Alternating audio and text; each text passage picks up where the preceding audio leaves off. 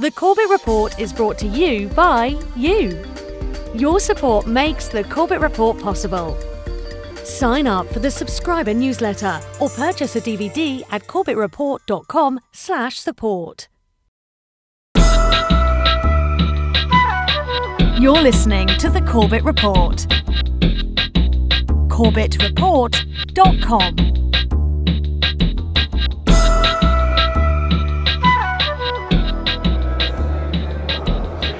All right, people, welcome. Welcome to this fourth lecture in the series on resources. Today we have a speaker from Japan, James Corbett. James Corbett is well known among some circles, so I am actually a little bit interested in who of you already knew James Corbett and his work before this. Okay, this is about, wow, that's about more than half, I would say. Okay, so the other half basically comes for the topic instead of for James Corbett. So for those people, I think it is useful that I explain a little bit about what type of journalist James Corbett is. What he does, he calls himself an open source journalist. So basically he looks at all the available information and then he synthesizes it. But you could also call that open source intelligence. He is basically a one-man intelligence agency who integrates information from pretty much any source and then comes up with a narrative that is usually a story that is very easily to understand. Well, not so easy to understand, but it helps you to understand how the world might be working. So for me, and for I think many other people, listening to his media, especially his podcasts, is extremely empowering.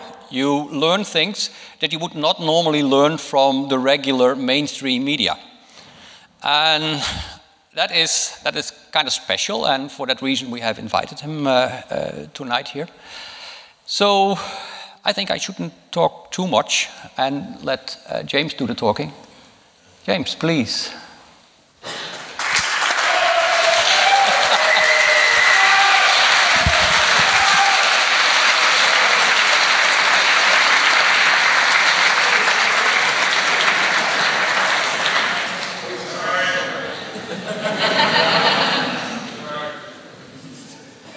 Okay, so thank you very much. Thank you very much. First of all, thank you, Tjeerd, for the lovely introduction.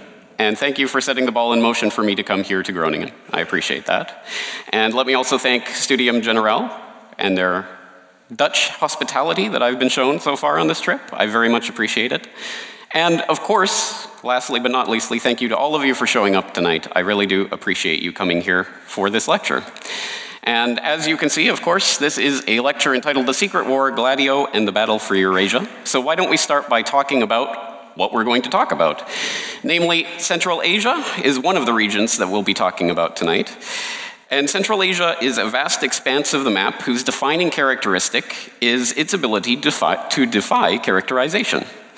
Stretching from the shores of the Caspian Sea on the west side to the border of China in the east, and from Iran and Pakistan's doorstep in the south to Russia's in the north, it encompasses everything from the snow-capped slopes of Victory Peak in Kyrgyzstan to the remarkable Door to Hell in Turkmenistan's Karakum Desert, which, if it is not on your list of things to see before you die, you should put it on that list, to the sprawling grasslands of the Kazakh steppe, and settled by migrants from the Persian, Turkic, Chinese, and Slavic civilizations.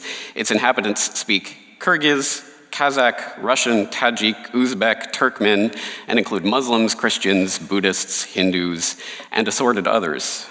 The much smaller Caucasus region is a narrow land bridge sandwiched between the Black and Caspian Seas, and is equally diverse. In fact, the region contains over 50 ethnic groups and is home to 3 local language families, which is something that linguists still puzzle over, and it's very fascinating in and of itself. And there are several dozen languages spoken in the region, from the obscure Botan Neo-Aramaic tongue, which has less than 500 native speakers, to the more widely spoken Azerbaijan and Armenian languages. But despite the rich culture of this history and the history of the region, it is still completely off the radar screens of most of the general public. Tajikistan, Abkhazia, and Astrakhan Oblast are hardly names to conjure by in the popular imagination, after all. But the fact that those names do not resonate with us is perhaps something that is part of a grander strategy that we're going to talk about tonight. And those names that do resonate with us tend to be the names that we have seen in various media stories in the West. For example, Dagestan equates to the Boston bombing in the minds of most Americans, and Chechnya might be familiar to Europeans as that place that Russia is at war with. But just because these stands and oblasts and autonomous republics and autonomous regions in this area do not resonate with the general public for the most part, does not mean that they are not important squares on the global chessboard.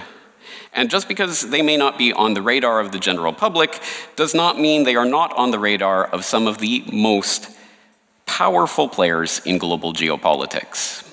And as evidence of that, I present to you the United States-Azerbaijan Chamber of Commerce, which sounds about as important to global geopolitics as the Groningen Chamber of Commerce. But when you actually look at some of the current and former advisors, directors, and board members of this organization, you encounter some of the richest and most powerful players in global geopolitics. For example, former Vice President of the United States, Dick Cheney, James Baker III, a Bush family advisor, and his son, James Baker IV, for those of you keeping track at home, Henry Kissinger, of course, Brent Scowcroft, Richard Armitage of the US State Department, and perennial Washington insider and former national security advisor Zbigniew Brzezinski, along with many, many others that are, I think, worth checking into. So the question becomes, what is it that these people, some of the most influential people in the field of global geopolitics over the past 50 years, know about this region that the general public doesn't? And I think there are at least two answers to that question. The first answer is the old real estate adage, location, location, location. The region's key location in the backyard of some of the key players and powers of the Eurasian landmass, Russia and China foremost amongst them, has made it a geostrategic prize stretching back thousands of years. Dominated at different times and in varying degrees by Persian empires, Chinese dynasties, Mongol invaders, and Soviet forces, the region has a rich history of being acted upon and a relatively short history as a geopolitical actor in its own right. Its position has long made it a key transport route from the Han Dynasty's Silk Road connecting China to Persia thousands of years ago to the current attempt by Xi Jinping to make a new Silk Road of the 21st century that includes connecting China to Turkey and beyond, straight through the heart of this region. But more important even than its location and strategic value are the region's vast, largely untapped resources. The oil and gas fields of the Caspian Sea region are particularly sought after, containing the third largest reserves of any fields on the planet. Azerbaijan in the Caucasus and Kazakhstan in Central Asia both have direct access to Caspian Sea oil, with Turkmenistan and Uzbekistan providing ample gas reserves. The dream of a trans-Caspian pipeline has been in the works for years now to transport Central Asian reserves across the southern Caucasus and the so-called BTC pipeline, funneling the energy through Azerbaijan and Georgia to Turkey and then off to Europe. And that has been equally prized as a way for Europe to find an alternative to Russia's increasingly threatening stranglehold over energy known as Gazprom. The region also contains strategically important deposits of uranium, as well as industrially useful minerals such as copper, manganese, tungsten, zinc, etc., and also gold. Don't discount gold. Another equally important, although seldom acknowledged resource in this region revolves around the extensive opium trade, especially in Afghanistan. The Afghan opium trade is estimated to bring in as much as $200 billion annually, accounting for as much as 92% of the world's supply. As we shall see, control of this region involves domination of the especially lucrative business and all of the attendant economic benefits that result from this connection. The importance of a long-term US presence in the region to establish Western dominance over this location and its resources is no secret. In fact, it has been written about extensively and repeatedly, time and again, by the think tanks that typically serve as the mouthpiece for NATO's foreign policy interests. Case exhibit number 1. Take, for example, a 1992 analysis of the region from RAND's National Defense Research Institute entitled Central Asia, the New Geopolitics, which was written shortly after the collapse of the Soviet Union, while the newly independent republics of the region were still orienting themselves to their new geopolitical reality. And it was penned by Graeme Fuller, a former CIA station chief in Kabul, whose name will come up again later in our study, so keep that face and that name in mind. He wrote, "It is primarily Central Asia's strategic geopolitical location, truly at the continent's center, and the broadly undesirable course of events that could emerge if the region were to drift toward instability that constitute the primary American interest in the region. Thus, given the potential for untoward developments in the region for Western interests, modest hands-on American influence in the region is desirable." This modest hands-on American influence gained momentum, and by 2004, we had an article published in the Cambridge Review of International Affairs called "The United States and Central Asia in the Steps to Stay?" Svante E. Cornell of the Central Asia Caucasus Institute, raising some of the key reasons for increasing US involvement in the region. As US engagement in Central Asia becomes more permanent, it will increasingly become a factor in both regional politics and the domestic politics of the several Central Asian countries. That role raises a host of questions. Chief among them is how regional powers such as Russia and China will react to the US presence. A second concerns the implication both for the political development among the region's states and for the future of radical Islam. Also in 2011, the Project 2049 Institute, which includes Zbigniew Brzezinski's son on its board of directors, published a document proclaiming an agenda for the future of US Central Asia relations, which contains this interesting passage. US policymakers have been careful to avoid the metaphor of a great game in Central Asia. Yet it has been often invoked by others, not least by observers in Moscow, Beijing, and other neighboring powers.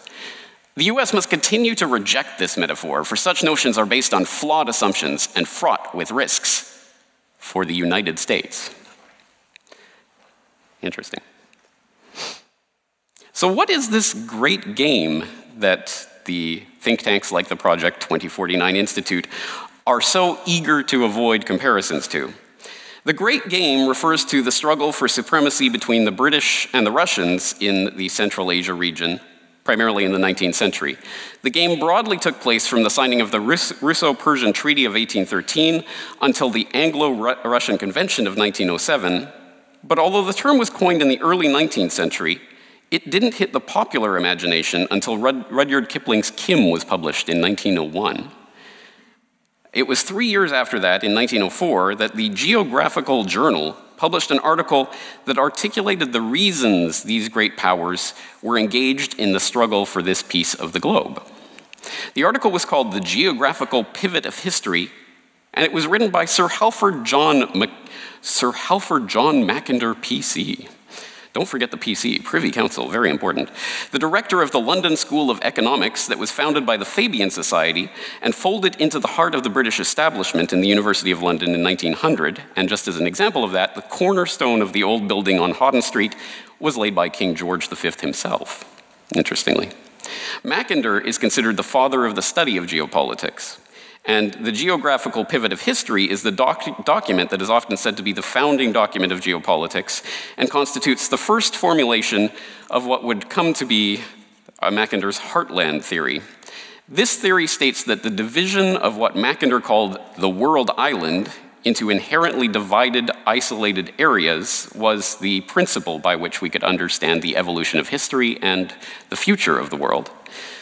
Each of these areas had its own part to play in the unfolding of that history, with the area he called the heartland of the central Eurasian landmass being the pivot point from which a civilization could derive the geopolitical and economic leverage with which to dominate the world as a whole.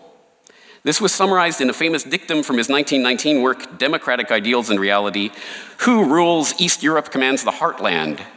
Who rules the heartland commands the world island. Who rules the world island commands the world." Looking at the map of what Mackinder had in mind for the heartland, it's apparent that the heart of this heartland is indeed the Central Asia-Caucasus region. This is what Russia and Britain were so intent on wresting from each other's control in the 19th century Great Game. Control of the region from which the building of a world empire would be possible. And this is why the Project 2049 Institute and the other mouthpieces for the establishment in the US, NATO foreign policy interests want to downplay this idea. They don't, under any circumstances, want you to think about the idea that the US and its NATO allies are building regional domination in a part of the globe from which they plan to project world dominance. But fast forward to 1997, and in that year, our old friend Zbigniew Brzezinski released his book, The Grand Chessboard: American Primacy and Its Geostrategic Imperatives. Because evidently, Zbigniew Brzezinski was not so shy about proclaiming the quest for world domination. He also did not mince his words about the Eurasian heartland and how important it is to America's global primacy. For America, the chief geopolitical prize is Eurasia. For half a millennium, world affairs were dominated by Eurasian powers and peoples who fought with one another for regional domination and reached out for global power. Now, a non-Eurasian power is preeminent in Eurasia, and America's global primacy is directly dependent on how long and how effectively its preponderance on the Eurasian continent is sustained. He goes on to refine Mackinder's heartland notion down to a specific area that he calls the Eurasian Balkans. And this area is precisely the Central Asia-Caucasus region. He explains its importance thusly. The Eurasian Balkans, astride the inevitably emerging transportation network meant to link more directly Eurasia's richest and most industrious western and eastern extremities, are also geopolitically significant. Moreover, they are of importance from the standpoint of security and historical ambitions to at least three of their most immediate and more powerful neighbors, namely Russia, Turkey, and Iran, with China also signaling an increasing political interest in the region. But the Eurasian Balkans are infinitely more important as a potential economic prize. An enormous concentration of natural gas and oil reserves is located in the region, in addition to important minerals, including gold. The use of the metaphor of the Balkans is doubly evocative for students of history. It represents not only the strife and ethnic conflict we saw in the Balkanization of Yugoslavia at the end of the 20th century, but also the powder keg of tensions that ignited the First World War at the beginning of the 20th century. Subsequently, Brzezinski predicted that the first great war of the 21st century would take place in this Eurasian Balkans region, and lo and behold, 4 years after the Grand Chessboard was published, the first great war of the 21st century was being waged in Afghanistan by the United States and its NATO allies. Meet the new great game, same as the old great game. This time, it's NATO against China, Russia, and what might loosely be termed a resistance bloc, but the idea is almost the same. Dominate Central Asia Caucasus and use it as a pivot point to dominate the world. The old and the new Great Game are similar in many ways. The old Great Game sprang from the British fears that Russian incursion into Central Asia would threaten to topple their hold over the crown jewel of the British Empire, India. The new Great Game springs from the fear that Russia and/or Chinese dominance over Central Asia and the Caucasus would prevent NATO from achieving its goal of full-spectrum dominance. The old Great Game involved the British invasion of Afghanistan in 1838 and an attempt to install a puppet regime. The new Great Game involved the NATO invasion of Afghanistan in 2001 and an attempt to install a puppet regime. The old Great Game relied heavily on espionage, spycraft, and subterfuge to undermine Russia's sway over the heartland. And as we shall see, the new Great Game also heavily relies on covert means to undermine Russian and Chinese influence in the region. To understand the way that subterfuge is being used in the new Great Game today, we must first understand an important clandestine operation which is commonly known as Operation Gladio.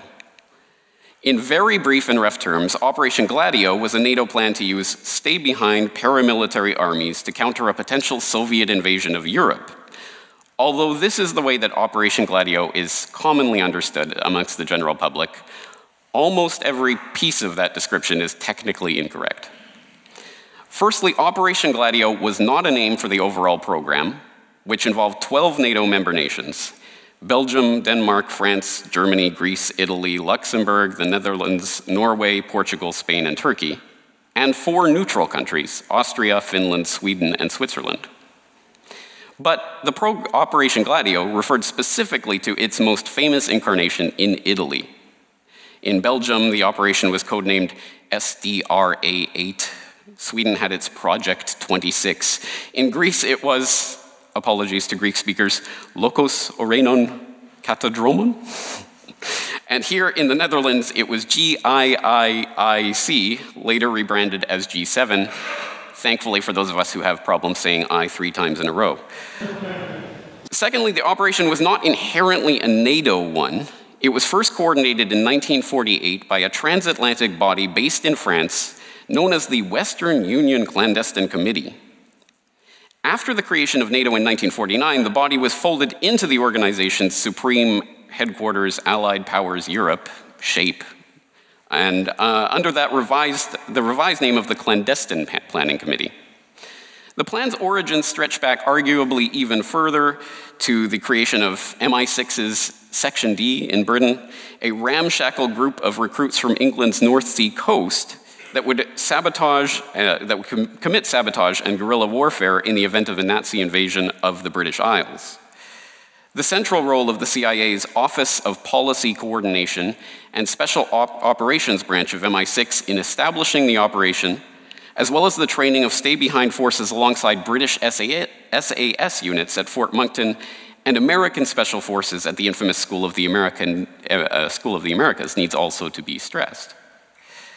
Thirdly, although the individual stay-behind programs were organized in Europe, the scope of their operations were not limited to Europe and strayed far from any supposed mandate to prepare for a Soviet invasion.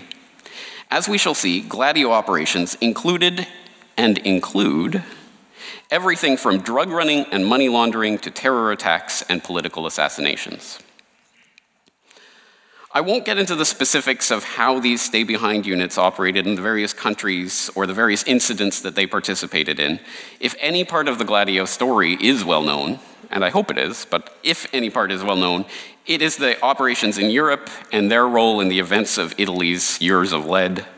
These topics have been covered in great detail by very capable writers, filmmakers, historians, researchers, documentarians, and I'll refer you to some of the most valuable English language resources on the overall program, including Alan Frankovich's groundbreaking documentary that you can't really see very well in that picture, Gladio, The Ringmasters, Daniel Ganser's seminal work, NATO's Secret Armies, Richard Cottrell's Gladio, NATO's Dagger at the Heart of Europe, and the various resources available at sites like operation-gladio.net. What is important for our study today is the strategic doctrine employed by Gladio operatives known as the strategy of tension. This doctrine involves the creation, encouragement, or exacerbation of political, religious, ethnic, or other forms of conflict in order to incite fear in a population and manipulate public opinion. An oft-cited example of the strategy of tension are the Years of Lead in Italy that rocked that nation with a wave of terrorist atrocities from the 1969 bombing of the Piazza Fontana to the Bologna railway station bombing of 1980. The story of the links between NATO Gladio operations and the various paramilitary groups whose bombings, kidnappings, and assassinations terrorized the nation is a fascinating one, but far too detailed for today's study. The takeaway point is that the national psychosis caused by spectacular terror attacks can be used to turn public opinion against certain groups and make actions that were formerly politically inconceivable virtually inevitable. it isn't difficult to see how this strategy could be used in some form in a region as linguistically, ethnically, culturally, and religiously diverse and divisive as Central Asia and the Caucasus. Indeed, as Brzezinski points out in regards to his Eurasian Balkans concept, every one of the Eurasian Balkans countries suffers from serious internal difficulties. All of them have frontiers that are either the object of claims by neighbors or are zones of ethnic resentment. Few are nationally homogeneous, and some are already embroiled in territorial, ethnic, or religious violence. With regards to the Central Asia-Caucasus region in particular, Gladio operations in Turkey are of primary importance. Noting that the Turkish Gladio operations relied on cooperation with the nationalistic, racist, baldly expansionist pan-Turkism movement, Daniel Ganser describes the Turkish secret army as, quote, more violent than that of any other stay-behind in Western Europe. He describes the origin of the Turkish stay-behind, known as counter-guerrilla, thusly. Under the headline, The Origins of Gladio in Turkey, the Paris-based intelligence newsletter reported in 1990 that they had obtained one of the recently declassified original strategy documents engendering the Western European stay-behind or Gladio network, U.S. Army General Staff's top-secret March 28, 1949 overall strategic concepts. In an adjoining document, JSPC 891-6, section Tab B, a specific reference is made to Turkey highlighting how the pan-Turkism movement could be exploited strategically by the United States. Turkey, according to the Pentagon document, is an extremely favorable territory for the establishment of both guerrilla units and secret army reserves. Politically, the Turks are strongly nationalistic and anti-communistic, and the presence of the Red Army in Turks will cause national feeling to run high. Intelligence newsletter thereafter correctly related that the Turkish secret army, called counter-guerrilla, was run by the Special Warfare Department and consisted of 5 branches: training group, including interrogation and psychological warfare techniques; special unit, specialized since 1984 in anti-Kurd operations; special section, special operations in Cyprus; coordination group, also called the Third Bureau; and administrative section.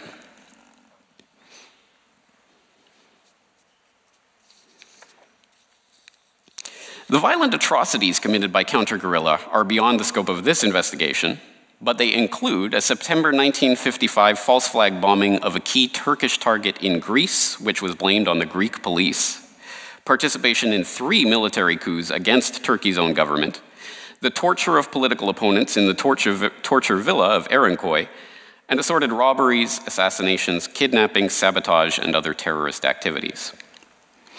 In the vicious Turkish nationalist movement, with its interest in uniting all of the Turkish people into one pan-Turkic nation, the NATO found a convenient ally in its quest to counter Soviet influence in the Caucasus region and to gain a toehold in the Eurasian Balkans.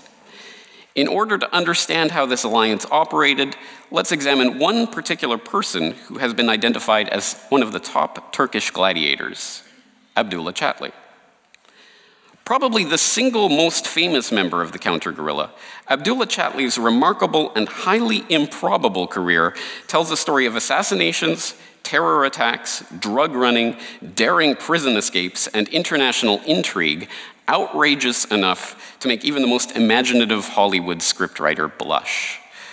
Beginning as a petty street thug with the nationalist movement, Chatli rose through the ranks to become a brutal enforcer for the dreaded Grey Wolves youth organization connected to the Turkish Gladio movement. By 1978, he had become the second in command of the organization and a top counter-guerrilla operative, implicated in multiple high-profile assassinations, including the murder of Abdi İpekçi, the country's most well-known newspaper editor. Forced underground by his growing notoriety, Chatli became an important international gladiator, participating in the 1981 assassination attempt of the Pope. He traveled with Italian gladiator Stefano della Chiesa to Latin America and Miami in 1982, and then headed to France, where he planned the bombing of the Armenian Genocide Memorial at Alfredville and the failed assassination attempt against activist Ara Turanian. In 1984, it seemed that the long arm of the law had finally caught up with him. Paid by his Turkish intelligence handlers in heroin, Chatley was arrested in Paris for drug trafficking and sentenced to 7 years imprisonment. By 1988, he was sent to Switzerland, where he was also wanted for drug trafficking. But in March 1990, he was sprung from prison in a nearly unbelievable prison break that involved the use of a helicopter. Le Monde Diplomatique, in an explosive report in 1998 on the Turkish deep state, referred vaguely to the quote-unquote mysterious forces who helped him to escape. But others have specifically identified the escape helicopter as a NATO vehicle. In subsequent years, while still an international fugitive on Interpol's most wanted list and wanted by authorities of multiple countries for a series of crimes, Chatley returned to Turkey, where he was recruited by the police for special missions and entered and exited the United Kingdom and the United States with complete impunity. This is the character profile of an Operation Gladio gladiator. And I hope we can realize that when we see this type of remarkable, amazing, unbelievable career of someone who is consistently, at every turn, able to evade every type of police authority, every type of law of the land, every type of constitutional rule, wherever he travels, and is always protected and always busted out, I think we understand that there is a deep state that is working to lay the groundwork and to prepare the way for someone like this. So this is a confirmed Gladio operative who had a really remarkable career. So keep that in mind as we proceed with our analysis tonight. Returning to the question of Gladio interference in the Central Asia Caucasus area of operations, one lowlight from Chatley's ignoble career is particularly instructive. In 1995, Chatley participated in a planned coup attempt against Azerbaijani President Helmar Aliyev, the father of the country's current president. The planned assassination failed, but Chatley, as usual, was not caught or brought to justice for his participation in the scheme. But while the assassination itself did not result in the death of Aliyev, it did have a desirable effect for NATO's designs on the South Caucasus. From that point on, Azerbaijan began to leave the diplomatic orbit of its old Soviet-era Russian masters and has since become a staunchly Western-oriented nation with an all-star roster of power players on its US-Azerbaijani Chamber of Commerce. And ongoing relations with Chevron, Texaco, BP, Pennzoil, and every other major oil conglomerate you can think of. In fact, the country has been a NATO partner and prospective member of the alliance for several years now, a potentially important NATO ally right in Russia's backyard, and one with access to the prized Caspian oil and gas field reserves, and the pipelines that will help to transport that out of there. But all careers, no matter how remarkable, come to an end. And the end of Abdullah Chatley's career was perhaps fittingly almost as amazing as his career itself. At approximately 7:25 p.m. on the evening of November 3rd, 1996, a Mercedes 600 SEL crashed into a truck near the northwestern Turkish town of Susurluk, killing 3 of the 4 passengers. But this was no ordinary car crash. Among the dead, a senior police chief, a former beauty queen, and Abdullah Chatley. The survivor, a Turkish MP who came away with a fractured skull and a broken leg. A 1998 LA Times report on the crash described the scene this way. Strewn amid the roadside wreckage was evidence of Chatley's collusion with the Turkish Secret Service. Along with several handguns, silencers, a cache of narcotics, and a government-approved weapons permit, Chatley was carrying 6 photo ID cards, each with a different name, and special diplomatic credentials issued by Turkish authorities. The importance of this car crash to the course of Turkish politics is difficult to overstate. For many, it conclusively confirmed the deep state connections between terrorists like Chatley and the upper reaches of government power that many had long believed existed. The resulting scandal led to a series of investigations and reports, as well as arrests, convictions, resignations, reforms, promotions, and the death of several Susurluk investigators in car crashes that mysteriously resembled the Susurluk crash itself. And according to at least one FBI whistleblower, Susurluk marks the beginning of a transition from the original Gladio operations using ultranationalist operatives to a Gladio Plan B involving Islamic terrorism as the conduit for the strategy of tension. The whistleblower in question is Sibel Edmonds, hired by the FBI to work as a translator in the Washington field office in the wake of 9/11.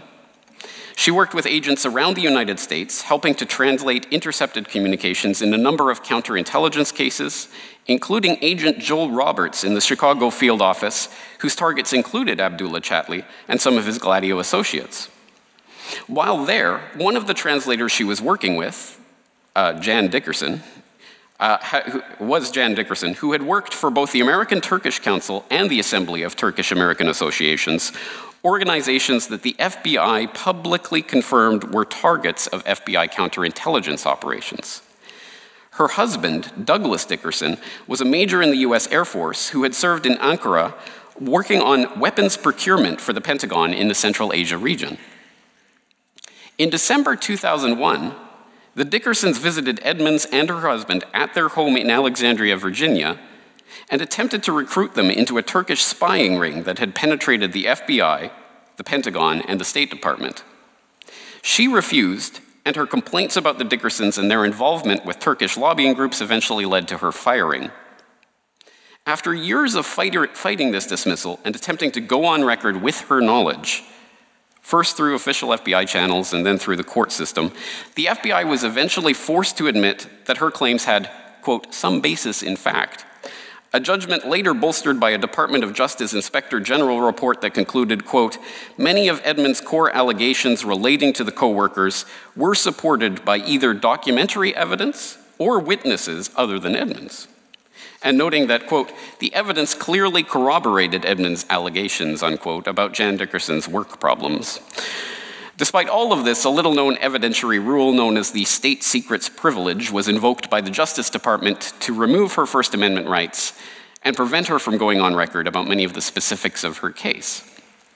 This led to her being labeled, quote, the most gagged person in American history by the American Civil Liberties Union. Edmonds paints the story of the FBI's counterintelligence operations against a Gladio network that had contacts and operatives in the United States, but protection from powerful Washington players, like some of those on the board of the US-Azerbaijan Chamber of Commerce and similar organizations. After the turning point at Susurluk, these operations started to focus on Islamic terrorists and radicals, who presumably could equally well be used to maintain a strategy of tension and help accomplish foreign policy goals in Central Asia and the Caucasus region. Again, it's important to look at some of the careers of some of those who have been identified as part of this Gladio B plan in order to better understand whether or not they are, in fact, what has been claimed about them. However, we have to note that, unlike in the case of Abdullah Chatli, we have no official independent confirmations of the existence of the Gladio B operation or its various operatives. Here we are relying on information in the public record which corroborates Edmonds' claims and paints a vivid picture of the intersection between Muslim extremists, drug runners, terrorists, and money launderers with the upper levels of the US State Department, Pentagon, and NATO. One such person is Fethullah Gulen, a Turkish imam who fled political prosecution in Turkey for advocating that an Islamic state replace the existing Turkish government. Interestingly, he fled to the United States, eventually settling in Pennsylvania. He then set up an educational foundation, the Gulen Movement, and within 4 years had opened up 350 madrasas in the Central Asia Caucasus region. His network would go on to include Islamic schools in over 140 countries with an estimated net worth of over $20 billion. In January 2001, a Turkish prosecutor, citing an Ankara University report whose author was subsequently assassinated, claimed that there is a link between Gulen and the CIA, which included agency help in securing passports for the school's English teachers in the Central Asia Caucasus region. This claim was bolstered by former Turkish intelligence chief Osman Nuri Gündüz, whose memoirs revealed that 130 of those English teachers in Kyrgyzstan and Uzbekistan alone were actually CIA operatives, issued special diplomatic passports under a program codenamed Friendship Bridge. Interestingly, the Washington Post attempted to deny the allegations by seeking comment from Graham Fuller, who you might remember as the author of the Central Asia, the New Geopolitics report that we referred to earlier.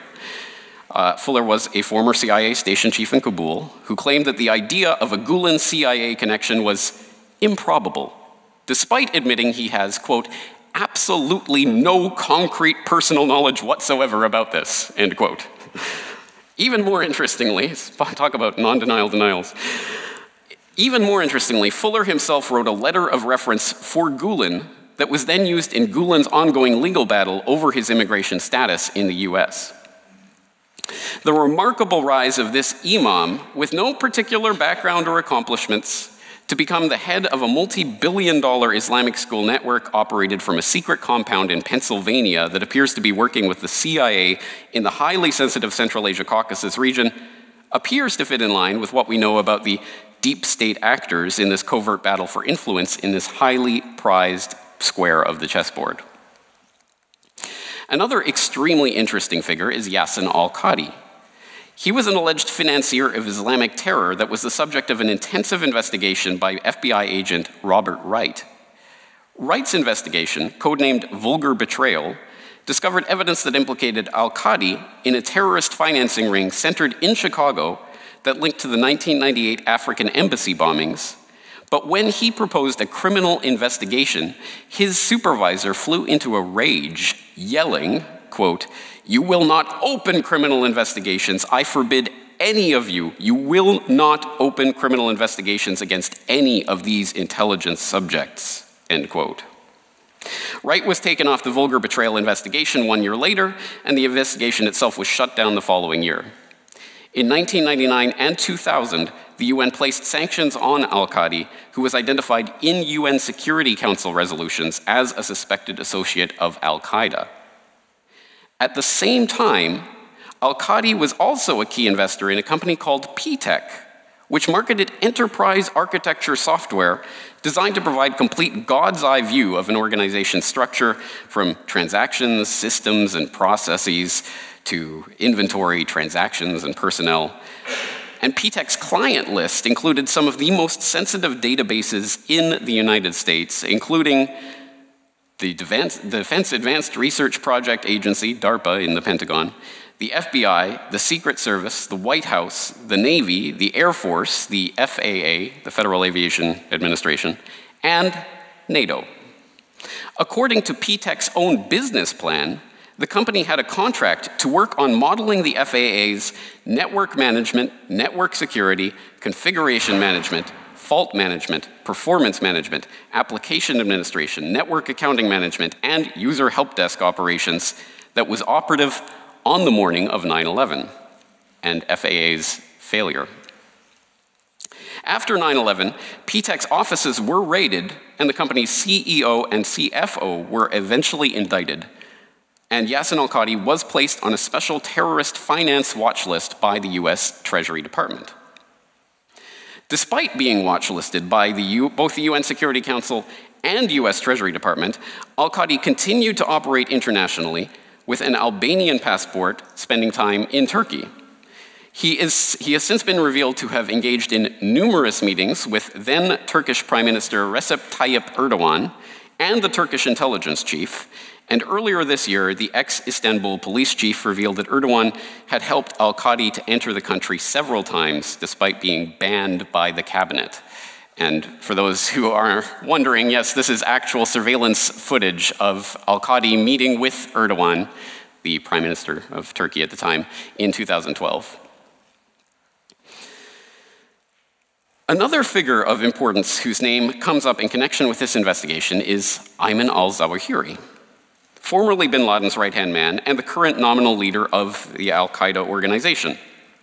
According to Edmonds, he appeared as a figure in several FBI counterterrorism investigations in the 1990s, turning up in Turkey, Albania, Kosovo, and Azerbaijan.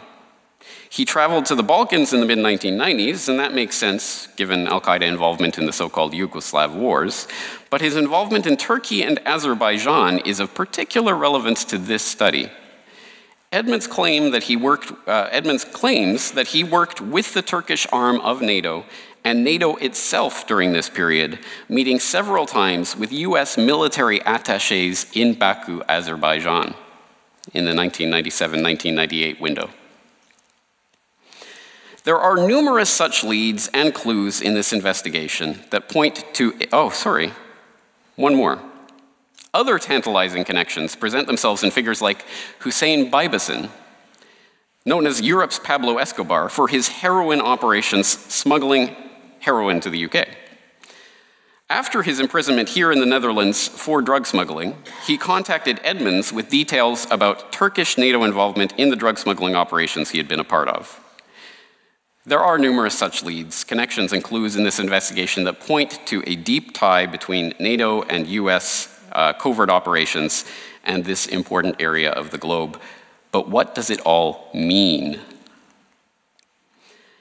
It would be a satisfying conclusion to this investigation to present to you definitive proof, documents, or testimony positively linking the increasingly deadly terror attacks and incidents taking place in the Central Asia Caucasus region to a Gladio Plan B group being directed by NATO and the Pentagon.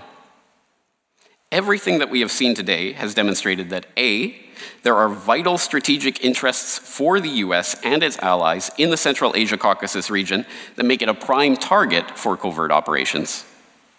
B, such strategy of tension operations have been conducted in the past by people we definitively know were linked to NATO's covert army. And C, that there are a number of influential people operating in and around the region and in close cooperation with the Turkish deep state, American intelligence, the Pentagon, and NATO, who seem to be involved with ongoing operations today related to the fostering of religious extremism in the region. As I say, it would be satisfying to conclude definitively that A, B, or C persons were connected to X, Y, or Z events, but obviously that isn't possible at this time.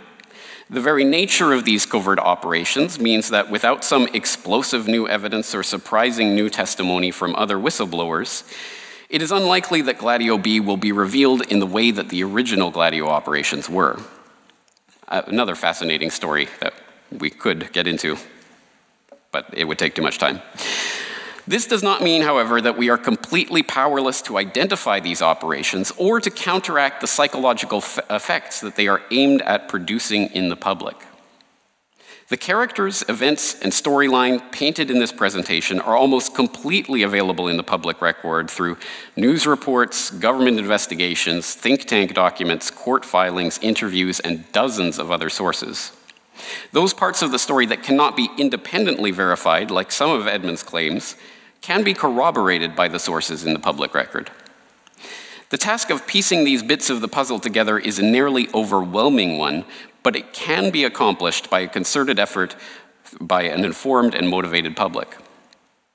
This is the principle of open source investigation, which I am attempting to further with my work at CorbettReport.com. And next week, this lecture will be published on my website, along with a hyperlinked transcript sourcing every single document in this report, and other evidence used in the creation of this presentation. From that point, the public is encouraged to use that source information to begin investigating other aspects of this case and to see how this narrative meshes or clashes with other pieces of evidence in the public record. Members of the Corbett Report community are, of course, invited to participate in this investigation by logging on to the website and posting their own comments, analysis, links, and replies at the posting on CorbettReport.com. This task is critical because in the quest to control the resources of the Central Asia Caucasus region, a strategy of tension is being employed. We see a nearly daily parade of terror attacks in the North Caucasus region on Russia's doorstep and in the New Silk Road area of Chinese interest. Just this month, the head of the Collective Security Treaty Organization, often seen as a counterbalance organization to NATO, claimed that instability in the region was being deliberately fostered by the West, citing a disproportionate increase in US embassy staff and influx of Western-backed NGOs into the region. Quote, "The West crudely interferes in the internal affairs of other governments, trying to manipulate public opinion, economically and financially affecting the government and population," he said. If this is indeed the case, then one of the key ways to counteract this effect is to simply retain our skepticism when it comes to spectacular terror attacks in the region. With an increased awareness of covert operations, false flag attacks, and other acknowledged instruments of terror in the strategy of tension, we thereby disarm the effectiveness of these tools. The psychological manipulation that these geopolitical machinations rely on is only possible if the public is kept in fear and ignorance, and the answer to that can only be understanding and openness. And with that, I thank you for your time and attention during this very detailed lecture, and I look forward to your questions. Thank you very much.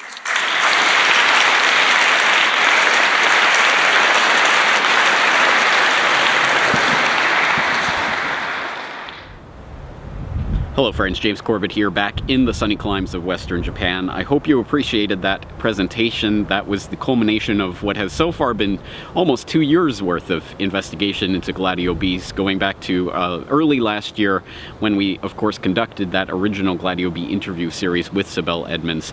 If you haven't checked out that series yet, and if you are interested in Gladio B, of course, that interview series is the gold mine of information that you should check out, and of course the link will be in this video, so you can go check that out.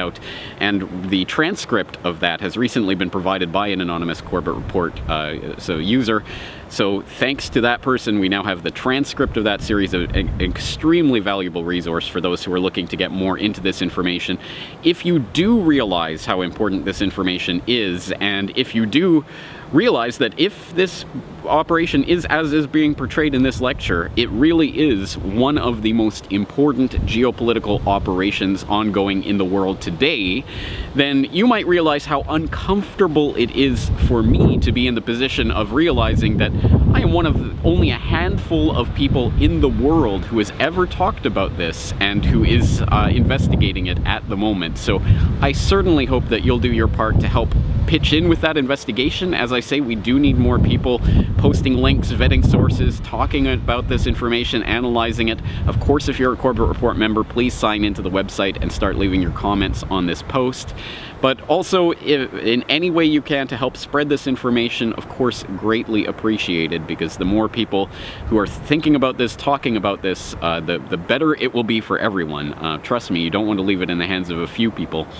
We want this information to spread far and wide. So once again, please start helping out with that in any way that you can help spread this information.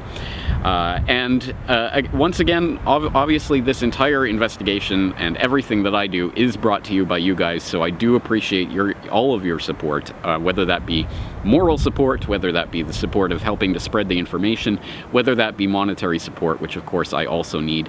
And on that note, since it is December of 2014 and we're approaching Christmas, for the month of December I am doing a 20% off DVD discount for any DVD at the Corbett Report shop. Once again, you can go there and take a look at all of the DVDs, the DAT DVDs, the video archives, the Last Word DVD, Century of Enslavement. All DVDs, 20% off. Just enter the coupon code XMAS, X-M-A-S, at checkout, and you'll get 20% off your DVD purchase. It makes it even cheaper and easier for you guys to get these DVDs, give them out as gifts, or however you want to distribute them. And of course, you're free to make copies of them and hand them out that way as well. And let's get this information out to as many people as possible.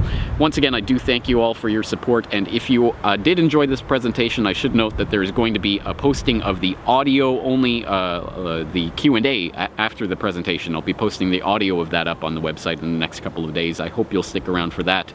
Thank you again for all your support. I'm looking forward to talking to you again real soon.